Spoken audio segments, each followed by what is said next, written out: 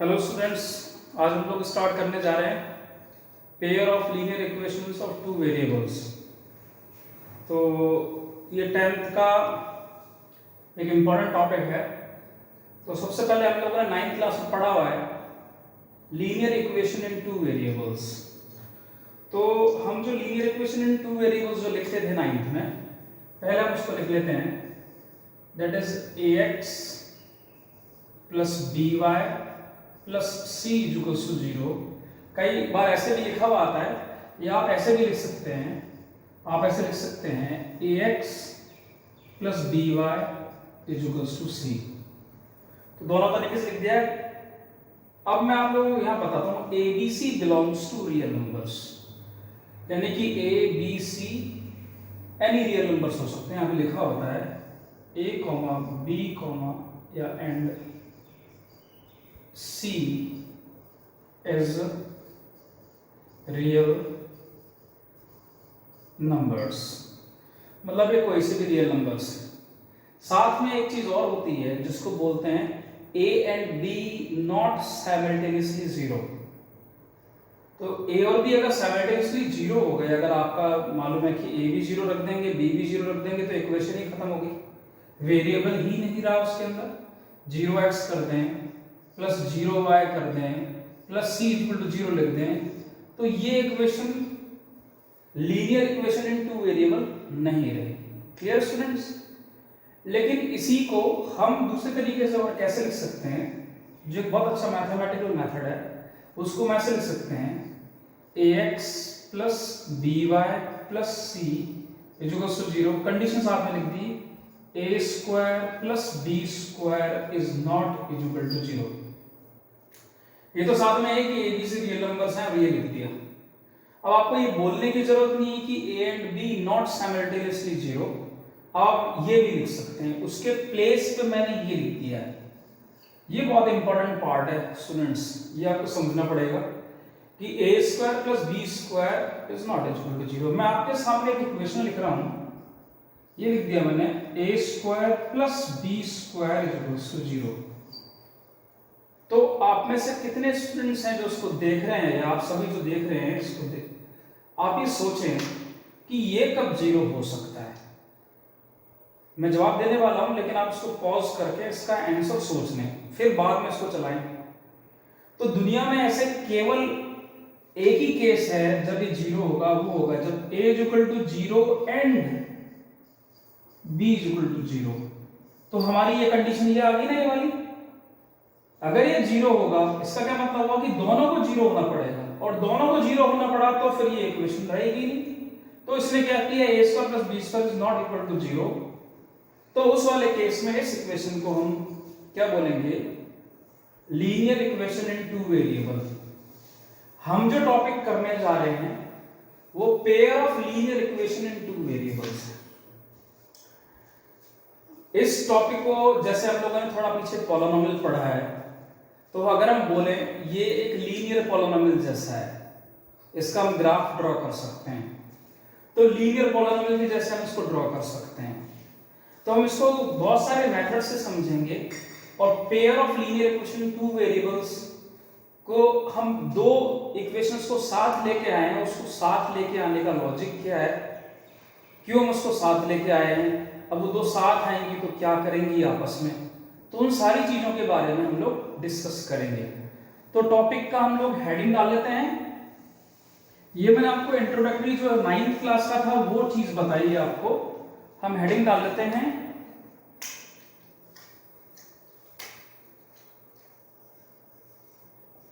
Pair of linear equation in two variable. Pair of linear equation in two variable. अब pair of linear equation की बात कर रहा हूं तो डेफिनेटली मुझे फिर दो लाइंस की इक्वेशन एक साथ लेनी पड़ेगी। तो मैं लेट कर लेता हूं कि a1x plus b1y plus c1 is equal to 0, a2x b2y c2 is equal to 0।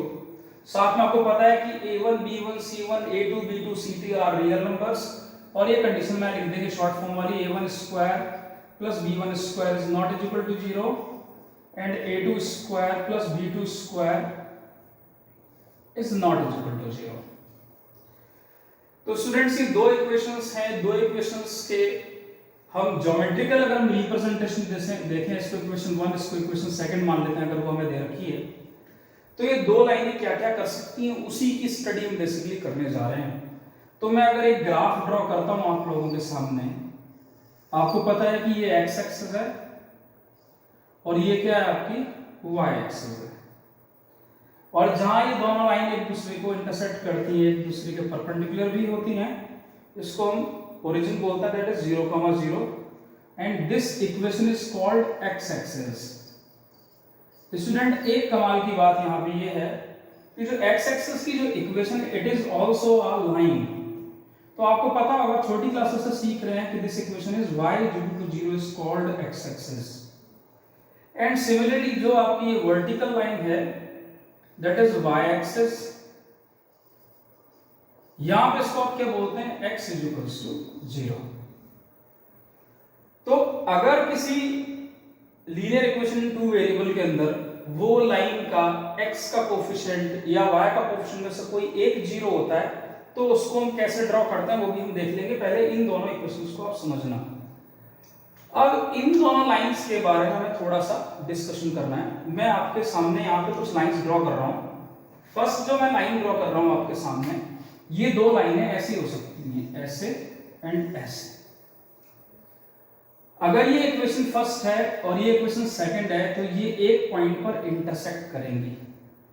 तो हमें जो सबसे पहली चीज ढूंढनी पड़ेगी वो ढूंढनी पड़ेगी कि ये किस पॉइंट पे आपस में मीट कर रहे हैं। तो बेसिकली इसको क्या बोलते हैं, उन दोनों लाइन की इक्वेशन का सॉल्यूशन क्या होगा। सॉल्यूशन का मतलब क्या हुआ, जहां पे x और y की वैल्यू रखें वो इसको भी सेटिस्फाइड करे और इसको भी सेटिस्फाइड करे, तो वो ऐसा इंटरसेक्टिंग पॉइंट हम इनका ढूंढेंगे, यानी कि ये दो लाइन आपस में एक दूसरे को इंटरसेक्ट कर सकती हैं। एक केस तो स्टूडेंट्स ये बनेगा। दूसरे केस की अगर मैं बात करूं आपको, तो दो लाइन अगर हम ड्रॉ करें और वो इस तरीके से पैरेलल भी हो सकती हैं।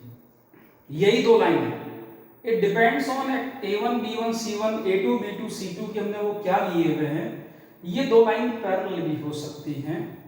तीसरा केस स्टूडेंट क्या बनता है इन दो लाइंस के रिगार्डिंग अगर हम बात करें, तो ये दोनों लाइनें एक दूसरे के ऊपर ओवरलैप भी कर सकती है। मतलब एक लाइन ऐसे आई और दूसरी लाइन की इक्वेशन भी इसी के ऊपर ड्रॉ हो गई, ऐसे ही सेम इसी के ऊपर, इसी पे ड्रॉ होगी स्टूडेंट्स। तो आप कहेंगे ऐसे कैसे हो सकता है कि दो लाइनें एक साथ ही ड्रॉ कर दी। आप जब देखेंगे उनके कोफिशिएंट्स के हिसाब से तो आपको दोनों डिस्टिंक्ट लगेंगी, लेकिन जब आप ड्रॉ करेंगे तो आपको पता पड़ेगा कि वो लाइन एक दूसरे के ऊपर ही आ गई है। यहां पे हमको उन दोनों लाइनों का एक पॉइंट ऑफ इंटरसेक्शन मिल रहा है, यानी कि एक कॉमन पॉइंट मिल रहा है जहां पे वो दोनों मीट कर रही हैं। तो इस वाले केस में हम बोलेंगे कि लाइन यूनिक सॉल्यूशन दे रही है और उनका सॉल्यूशन कंसिस्टेंट है। सॉल्यूशन का क्या मतलब होता है, वो पॉइंट जो दोनों को सेटिस्फाइड करे साइमल्टेनियसली।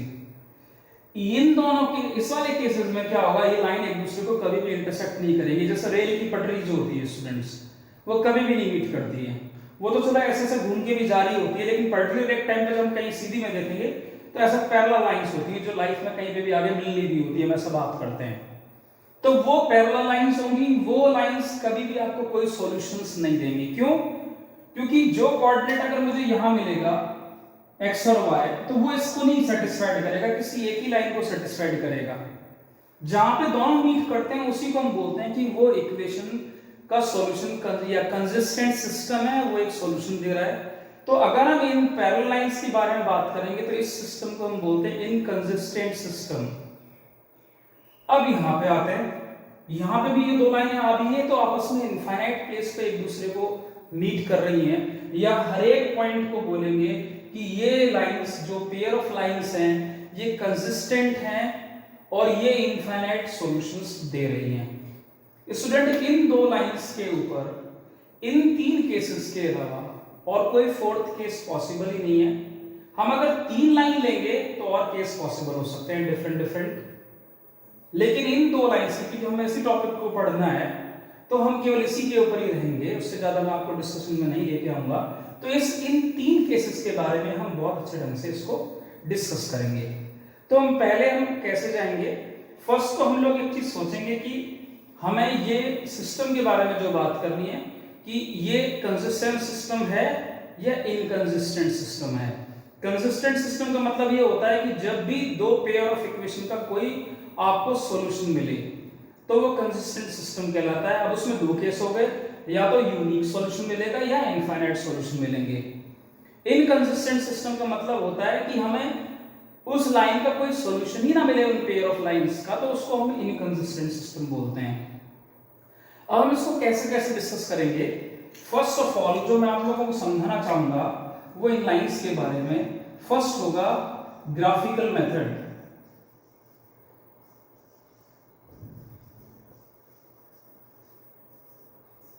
ग्राफिकल मेथड से हम लाइन को ड्रॉ करके उनके इंटरसेक्शन और उसके बारे में बात करेंगे। एक जो सेकंड मेथड होगा वो होगा अलजेब्राइक मेथड।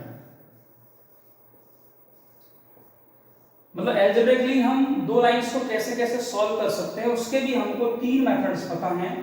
फर्स्ट होता है सब्स्टिट्यूशन मेथड,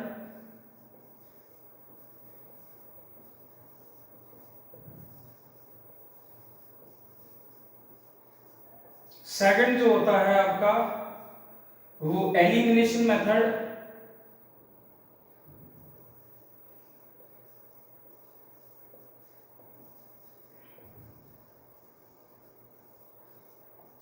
और जो थर्ड है आपका वो है क्रॉस मल्टीप्लिकेशन।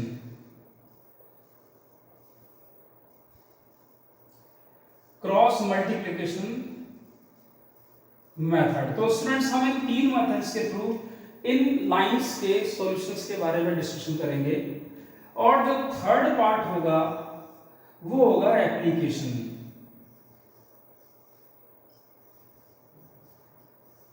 ये हम बोलेंगे कि वर्ड प्रॉब्लम्स।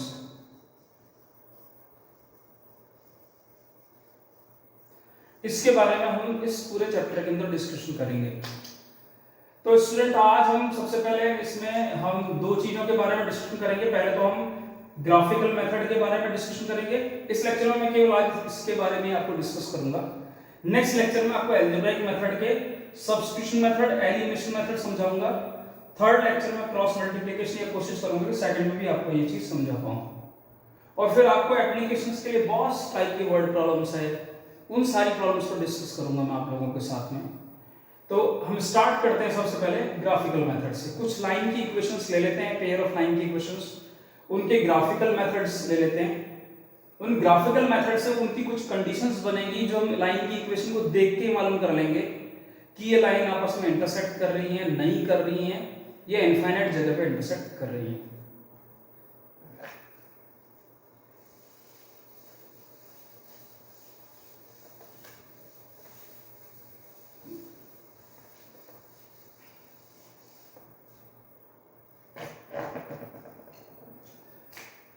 हम क्वेश्चन के थ्रू इस वर्क को करते हैं। हम करते हैं draw lines x plus y is equals to 10 and x minus y is equals to 4 and find a point where they intersect। तो हम इन लाइन की क्वेश्चंस के बारे में हम ड्रॉ करते हैं। अब लाइन आपको ड्रॉ कैसे करनी है, तो सबसे पहले तो मैं आप लोगों के सामने एक पार्ट कोशिश करूंगा कि ग्राफ प्रॉपर बन जाए यहाँ पे और आप इसको आसानी से ड्रॉ कर पाए। तो ये कोऑर्डिनेट मैंने ले लिया 1,0, ये मैंने ले लिया 2,0, ये मैंने ले लिया 3,0, ये मैंने ले लिया 4,0, 5,0 6,0, 7,0, 8,0, ऐसे मेरे को आगे पॉइंट मिल जाएंगे। सिमिलरली मैं इस साइड पे आता हूँ तो इस पॉइंट का कोऑर्डिनेट कितना हो गया 0,1, यहाँ हम आते हैं 0,2, यहाँ हम आएंगे 0,3, 0,4, 0,5 एंड 0,6। अब एक लाइन को ड्रॉ करना 9th क्लास में हम थोड़ा सा जानते थे। हम इस लाइन की क्वेश्चन ले लेते हैं x + y = 10। आप इसको ड्रॉ कैसे कर सकते हैं? आप किसी की भी वैल्यू पुट कर दीजिए, आपको उसके हिसाब से y की वैल्यू मिल जाएगी। x = अगर मैं यहाँ पे 4 पुट करता हूँ तो क्या आएगा मेरे पास, that is 4 + y = 10। Then y = कितना आया 10 - 4 = कितना आया 6। तो स्टूडेंट मुझे एक कोऑर्डिनेट मिला, that coordinate is 4,6। x coordinate आप पहले लिखेंगे तो 4,6 अगर मुझे देखना होगा तो इस टेबल में मुझे क्लियरली दिखाई दे रहा है कि वो पॉइंट यहां पर है, क्योंकि मैं x पे 4 चलूंगा, यहाँ पे 6 चलूंगा, दैट इज 4,6। स्टूडेंट मुझे इसका दूसरा कोई कोऑर्डिनेट निकालना है तो मैं दूसरी वैल्यू पुट करूंगा x की। यहाँ पे इसी इक्वेशन के अंदर मैं वैल्यू पुट कर रहा हूँ x = 5। x = 5 यहाँ पुट करूंगा, कितना आएगा, that is 5 + y = 10, that is y = 10 minus the 5 = 5. The next coordinate is x5 and y5. इसको अगर हम प्लॉट करना चाहें तो कहां प्लॉट होगा, x5 एंड y5। तो मुझे वो सूटेबल पॉइंट ये दिख रहा है। आपको पता है कि इस पॉइंट का जो कोऑर्डिनेट है दैट इज 5,5। अब आपको पता है किसी भी लाइन की इक्वेशन, आपने ये चीज जानते हैं कि एक पॉइंट से इनफाइनाइट लाइनें पास करती हैं, 2 पॉइंट से यूनिक लाइन पास करती है। अगर हमने इस लाइन पर ये जो 2 पॉइंट लिए हैं, इसको सेटिस्फाइड करने वाले पॉइंट हैं जो लाइन के ऊपर हैं, उन दोनों से ज्वाइन करने वाली हम एक लाइन ड्रॉ कर देंगे स्केल के थ्रू। तो आप लोग अपने कॉपी पे स्केल के थ्रू इसको ड्रॉ कर सकते हैं आसानी से, और इसको आप क्या करेंगे, ड्रॉ कर देंगे। क्लियर है स्टूडेंट्स? ये इस तरीके से ड्रॉ। सिमिलरली मैं सेकंड लाइन को ड्रॉ करना चाहता हूं। सेकंड लाइन को मैं ड्रॉ करता हूं, यहां कितना आएगा, x + y x - y = 4। यहां पे मैं x की कोई भी वैल्यू पुट कर सकता हूं। x = मैंने पुट कर दिया 5। तो x = अगर मैं 5 पुट करता हूं तो यह कितना आएगा, 5 - y = 4। तो माइनस का y = 4 माइनस का 5 = -1। देन y, ये माइनस से माइनस कैंसिल आउट हो जाएगा, y = 1। The coordinate is 5,1। तो x 5 है, y 1 है, तो मुझे क्लियर पता है कि ये पॉइंट यहां पर है, दैट कोऑर्डिनेट इज 5,1। हम ग्राफ पे इसको प्लॉट कर लेंगे स्टूडेंट्स। सेकंड में कोऑर्डिनेट और एक लिखना चाहता हूं, x = यहां पे मैंने 6 लिख दिया, तो 6 लिखूंगा, कितना आएगा, 6 - y = 4। सॉल्व करेंगे तो क्या मिलेगा हमको, माइनस का y = 4 माइनस का 6, दैट इज y = 2 आएगा, नेगेटिव से नेगेटिव काट दूंगा, और इसकी वैल्यू कितनी आएगी, 6,2। तो स्टूडेंट 6,2 अगर मुझे प्लॉट करना है तो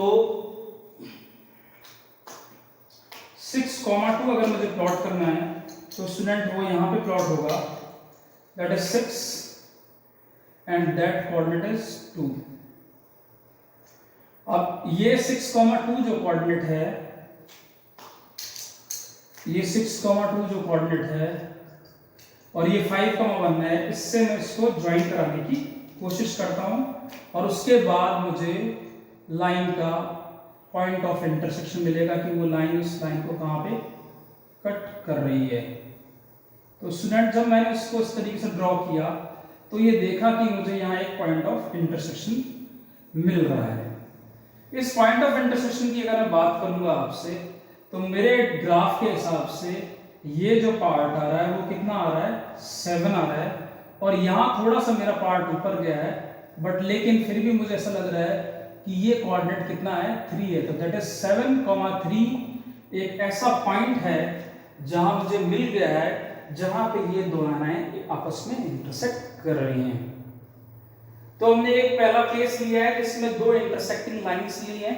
मैं अगला एक एग्जांपल दूंगा जिसमें मैं क्या करूंगा, जानबूझ के आप लोगों के सामने, ताकि वो लाइनें आपस में इंटरसेक्ट ही ना करें, मैं वो लाइन ड्रॉ करने वाला हूं आप लोगों के सामने। ठीक है, तो ये ग्राफ ऐसे प्लॉट रहने देता हूं और क्वेश्चन में भी मैं यहीं पे चेंज कर रहा हूं, आप लोग अपनी कॉपी में अपने हिसाब से चेंज कर लीजिएगा। मैं दूसरी लाइन इसी जगह पे मैं लिख रहा हूं, ये पोर्शन मैं यहां से मिटा रहा हूं क्योंकि मैं दूसरी लाइन अभी ये वाली नहीं लूंगा। क्वेश्चन सेकंड मेरा ये होगा, वो मैंने लिख दिया 2x plus 2y equals to, मैंने लिख दिया यहाँ पे 6। ऐसी मैंने एक लाइन ले ली। Clear students? अब मैं इस लाइन को ड्रॉ करना है, x plus y equal to 10 तो मुझे मालूम पड़ चुकी है, वो मैं ड्रॉ ही कर चुका हूं। और ये जो दूसरी लाइन है इसको मैं यहां से रब कर रहा हूं, ये मैं लाइन यहां से इसको रब कर रहा हूं जो मुझे मिली थी।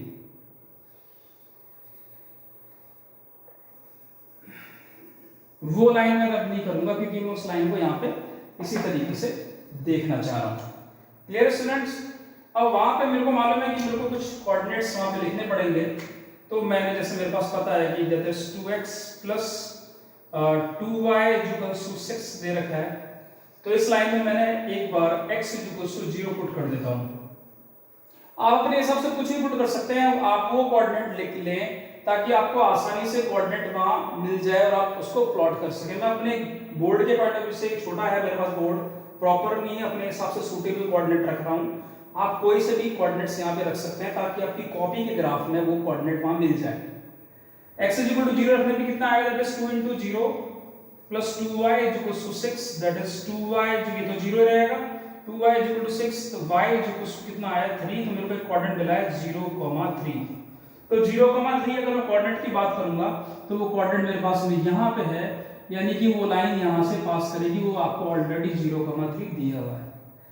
नेक्स्ट अगला जो कोऑर्डिनेट है, मैं x इक्वल टू 3 पुट कर लेता हूं। x इक्वल टू 3 पुट करूंगा तो कितना आएगा, 2 into 3 प्लस कितना आएगा 2y इक्वल्स टू 6, ये कितना आ गया 6 प्लस 2y इक्वल्स टू 6, 6 से 6 कैंसिल आउट हो गया, y इक्वल्स टू 0, जो नया कोऑर्डिनेट है दैट इज 3,0। तो 3,0 भी स्टूडेंट्स मैंने प्लॉट किया हुआ है यहाँ पे, तो ये 3,0 आपके सामने ये दिया हुआ है। इन दोनों पॉइंट्स को ज्वाइन करने वाली मैं लाइन बना रहा हूं और आप लोग देखेंगे कि हमारे पास क्या लाइन आ रही है। मैं इस तरीके से इसको थोड़ा सा इसको ऐसे करना पड़ेगा,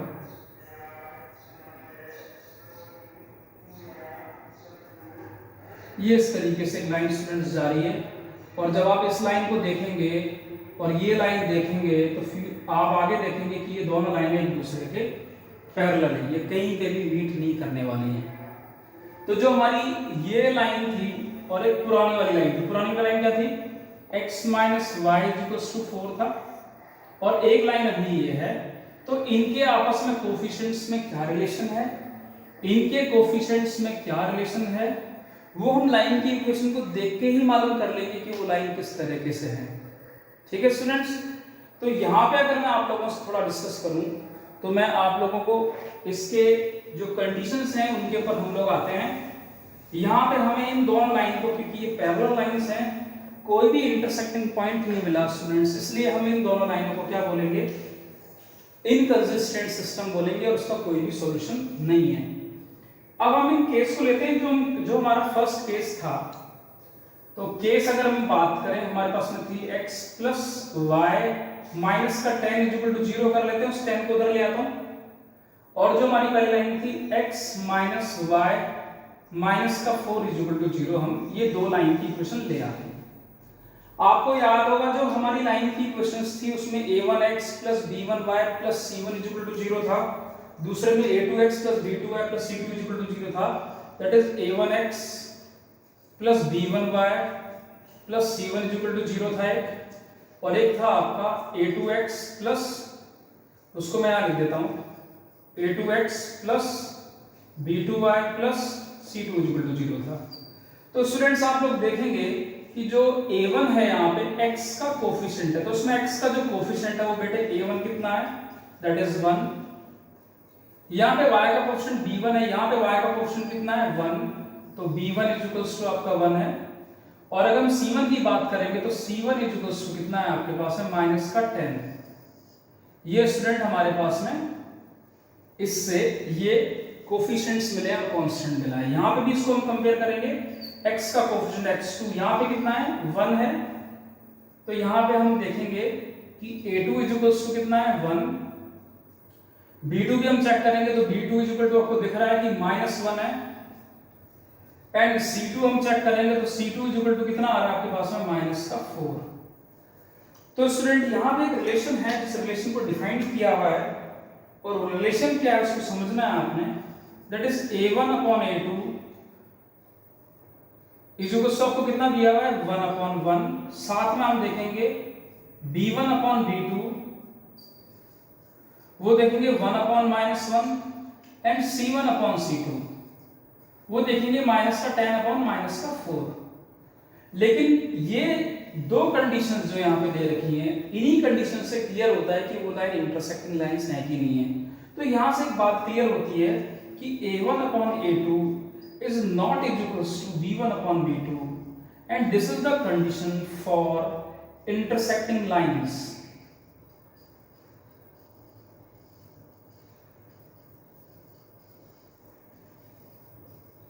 इसकी भी आपकी एक एक्सरसाइज है एनसीईआरटी से आप करेंगे कि इस कंडीशन से हमें एक चीज क्लियर हुई है कि ये दोनों लाइनें इंटरसेक्टिंग लाइन है, जो मैंने इस फर्स्ट एग्जांपल के थ्रू, तो हम पहले ही इनके कोफिशिएंट्स को इस तरीके से कंपेयर करेंगे, c1 c2 को वहां पे कोई भी रोल नहीं है, इसी से क्लियर हो जाएगा कि वो दो लाइन इंटरसेक्टिंग लाइंस हैं।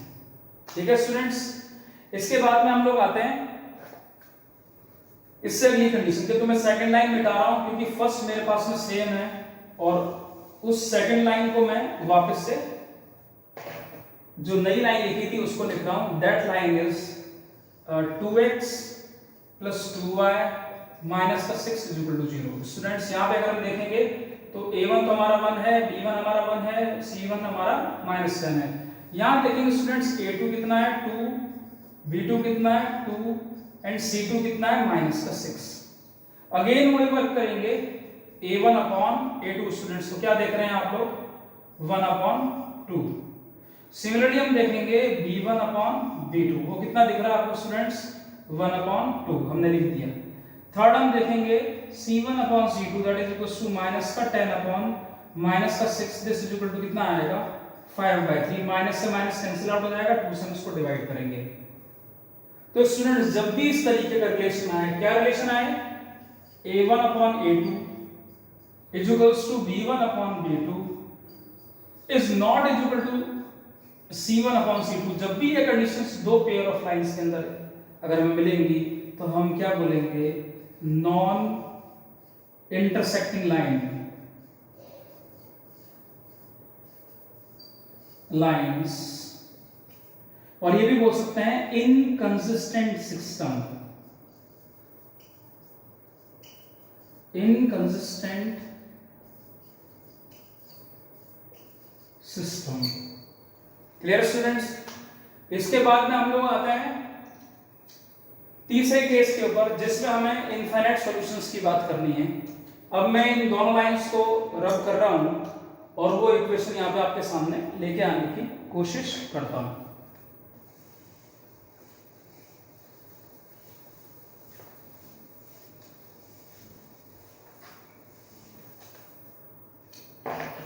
एक और एग्जांपल हम लोग ले लेते हैं स्टूडेंट्स, लिख लिया मैंने, सॉल्व या ड्रॉ ग्राफिकली करिए आप।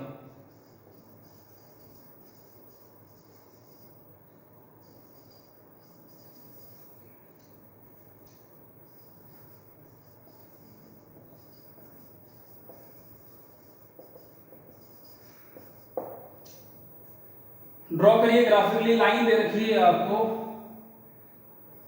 2x plus 3y is equals to 6, और एक आपको लाइन दे रखी है 4x plus 6y is equals to 12।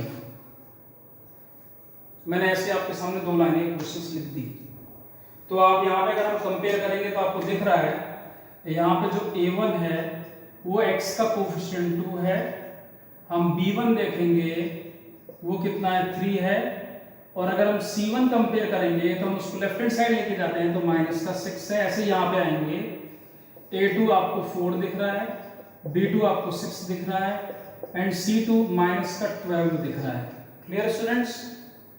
अगर हम इस चीज के बारे में डिस्कशन की तरफ लेके जाते हैं तो हम इसको ड्रॉ करते हैं। अगेन वही ग्राफिकल मेथड से हम देखने की कोशिश करते हैं कि ये कैसे दो डिस्टिंक्ट लाइन जो हमें दोनों डिस्टिंक्ट दिख रही है कैसे एक दूसरे को इंटरसेक्ट कर रही है।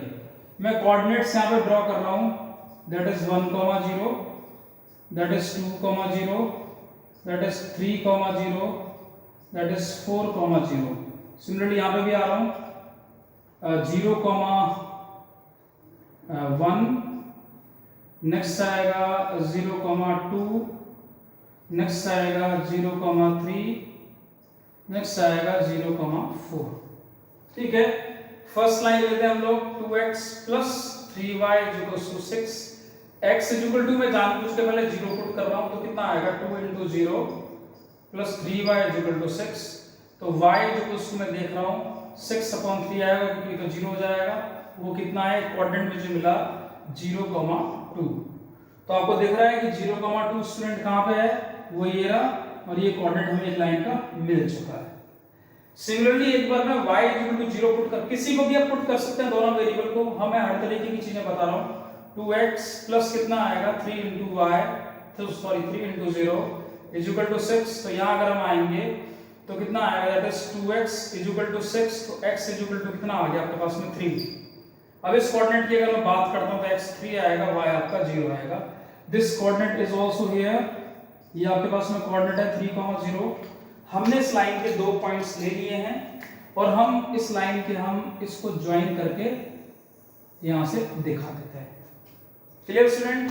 इसके बाद में हमारे पास दूसरी लाइन आ रही है, ये वाला पार्ट, और कमाल देखेंगे कि 4x plus 6y equal to 12 में आप कोई सा भी कोऑर्डिनेट यहां पे पुट करेंगे तो आपको मालूम पड़ेगा कि क्या आएगा इसके कोऑर्डिनेट। मैं जैसे आपके x इक्वल टू 1 जानबूझ के पुट कर रहा हूं तो कितना आएगा 4 into 1 plus 6 into y equal to 12। Solve करूंगा 6y इक्वल टू 12 माइनस का 4, तो दिस इज इक्वल टू कितना आ गया स्टूडेंट्स 8। तो y इक्वल टू कितना आ गया 8/6 sorry, this is equal to कितना आएगा 4/3। तो मेरे पास पहला कोऑर्डिनेट आया 1,4/3। अब स्टूडेंट आपको ये आइडिया नहीं होगा कि ये कहां आएगा 1,4/3। डेफिनेटली पॉइंट यहां पे है, दैट इज 1,4/3। आप अगर अपने ग्राफ पे प्लॉट करेंगे तो प्रॉपर उस जगह पे उस पॉइंट का कोऑर्डिनेट 4/3 लेंथ देगा। y इक्वल्स टू 1 पुट कर देता हूं तो आपको मालूम पड़ेगा क्या आ रहा है। y इक्वल्स टू मैंने 1 पुट कर दिया तो ये कितना आएगा, that is 4x plus 6 into 1 is equal to 12। तो 4x is equal to 12 minus का 6 इज इक्वल टू 6। तो x इज इक्वल टू कितना आएगा 6/4, दैट इज 3/2। तो मेरा कोऑर्डिनेट आया 3/2, 1। तो y मेरा सॉरी x मेरा कितना है 3/2, x 3/2 है। 3/2 का मतलब हो गया आपका 1.5। 3/2, 1 ये आ गया। आप देखेंगे x 3/2 आपको कहां मिलेगा, यहां मिलेगा ये 1.5, 0 और 1 y कोऑर्डिनेट आप देखेंगे यहां अपना 1,0 आप इसको देखेंगे ये इस जगह मीट कर रहा है और ये कोऑर्डिनेट हमें दूसरा भी मिल गया जो इसी लाइन के ऊपर है, दैट इज 3/2, 1। आप प्रॉपर अपने ग्राफ पे अगर प्लॉट करेंगे तो इस तरीके से प्लॉट हो जाएगा। इन दोनों पॉइंट से ज्वाइन करने वाली ये लाइन आपके पास में ये मिल रही है, रेड डॉटेड लाइन है जो इससे बिल्कुल इस पे पास कर रही है और ये इनफाइनाइट सॉल्यूशंस आपको दे रही है। तो अब स्टूडेंट मैंने अब यहाँ पे अगर हम इसको कंपेयर करके देखते हैं तो a1/a2 निकालते हैं हम पहले। a1/a2 करते हैं दैट इज 2/4, b1/b2 करते हैं that is equal to 3/6, c1/c2 करते हैं माइनस का 6/-12। ये 2 2 जा 4 कट गया, 3 2 जा 6 कर दिया, माइनस से माइनस कट गया, 6 2 जा 12। तो देखेंगे स्टूडेंट्स a1/a2 1/2 आया, b1/b2 भी 1/2 आया, c1/c2 भी 1/2 आया। तो यहां से क्या निकल के आया, यहां से निकल के आया a1/a2 इक्वल्स टू कितना है b1/b2 इक्वल्स टू कितना है c1/c2। तो ये जो पार्ट आपके पास में आया है, इससे ये चीज क्लियर हो गई कि ये कोइंसिडेंट लाइन की कंडीशंस हैं और इनफाइनाइट सॉल्यूशंस ये देंगी। मैंने स्टूडेंट्स क्या किया था, इसी लाइन की इक्वेशन को 2 से मल्टीप्लाई कर दिया था। 2 से जब मैं मल्टीप्लाई करूंगा ये 4 हो जाएगा, इसको 2 से मल्टीप्लाई किया 6 हो गया, इसको 2 से मल्टीप्लाई किया, दोनों तरफ कर दिया। तो किसी भी लाइन की इक्वेशन में अगर कांस्टेंट से पूरी तरफ मल्टीप्लाई करते हैं तो उस लाइन की इक्वेशन में कुछ फर्क नहीं पड़ता, तो उसी लाइन को हम ड्रॉ करते हैं। लेकिन दिखने में दोनों स्टूडेंट के लिए एक बार अलग अलग है, उसे वो पहचान नहीं पा रहा है। सिमिलरली अगर मैं इसको 4 से मल्टीप्लाई करूंगा तो मैंने ये 8x 12y24 ये इस तरीके की लाइन लिख दी है। तो स्टूडेंट्स में सारे पार्ट आप लोगों को कवर करा दिए हैं। आज हमने ग्राफिकल मेथड से इसको समझ लिया है। नेक्स्ट जो क्लास होगी उसके अंदर हम स्टूडेंट्स इसके अलजेब्राइक सॉल्यूशंस आप लोगों के सामने लेके आएंगे और उनको सॉल्व करेंगे। That's all students.